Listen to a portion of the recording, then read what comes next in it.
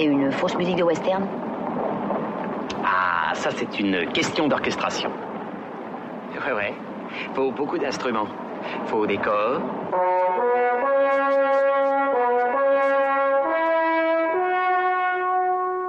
Il faut des violons.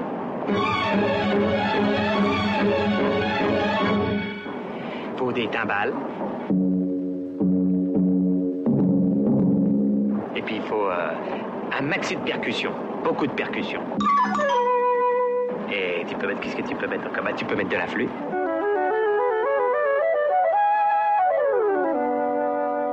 Et puis voilà. Et quand on a tout ça? Et bien quand on a tout ça, les Indiens, ils n'ont plus qu'à attaquer.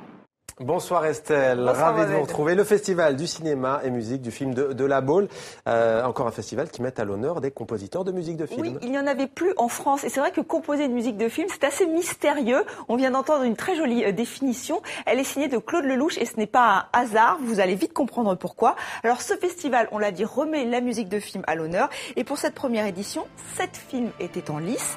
Le jury composé de comédiens et de musiciens a décerné l'Ibis d'or du meilleur film à Kala bénisse la France, du rappeur Abdel Malik, son premier film. Et c'est Eden de Mia Hansen-Løve qui a reçu l'Ibis d'or de la meilleure musique. Et je me suis demandé, mais alors comment on choisit, comment on décide qu'une musique de film est meilleure qu'une autre? J'ai posé la question à Jean Becker, le président du jury.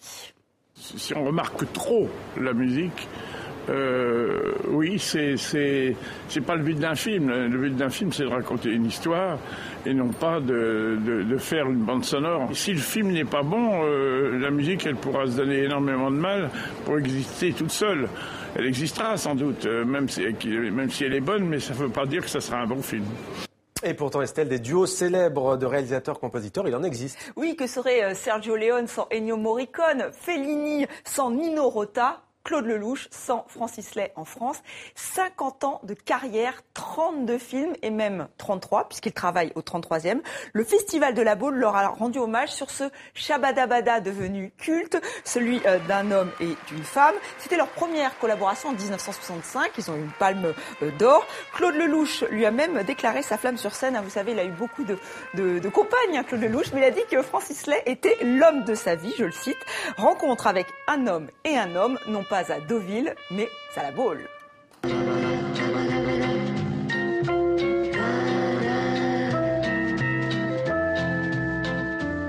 travaillé avec plein de musiciens, mais c'est vrai que je reviens toujours vers Francis parce que il est plus près de moi.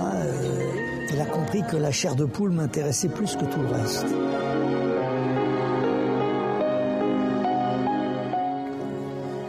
Je lui raconte l'histoire, comme je raconterais une histoire à quelqu'un, je lui raconte le film, et après je lui dis, tiens, essaye de me raconter la même histoire uniquement avec des notes de musique.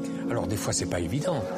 Par exemple dans Itinéraire pour un enfant gâté, il m'a raconté toute l'histoire du film, avec Belmondo, toutes les histoires, et à la fin, avant de partir, il me dit, tu sais ce que j'aimerais, c'est que tu me fasses une musique de cirque symphonique.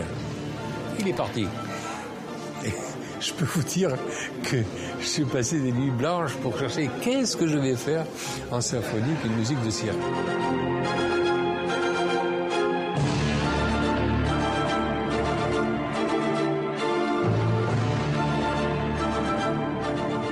La musique est une chose naturelle dans mon cinéma. Je veux dire, je ne mets pas de la musique pour boucher les trous. C'est le cinéma que j'aime.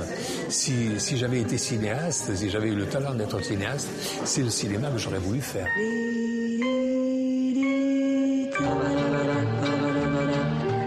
Qui a quand même eu l'Oscar de la meilleure musique pour Love Story. Alors les grands films vont souvent de pair avec de grands airs. Vous n'êtes pas convaincu moi-même? Absolument si, Estelle. Ah, j'espère bien. Donc nous allons tout de suite écouter un extrait du concert de l'Orchestre Philharmonique de Prague qui a été joué, enfin un ciné-concert qui a été joué lors de ce festival à la Baule.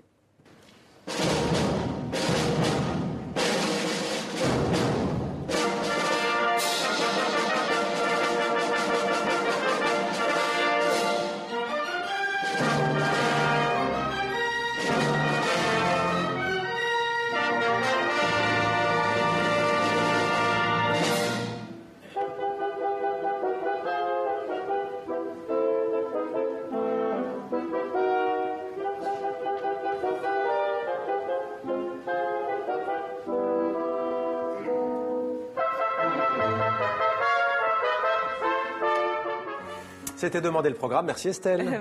De À rien. demain. À demain, À demain ouais. Estelle.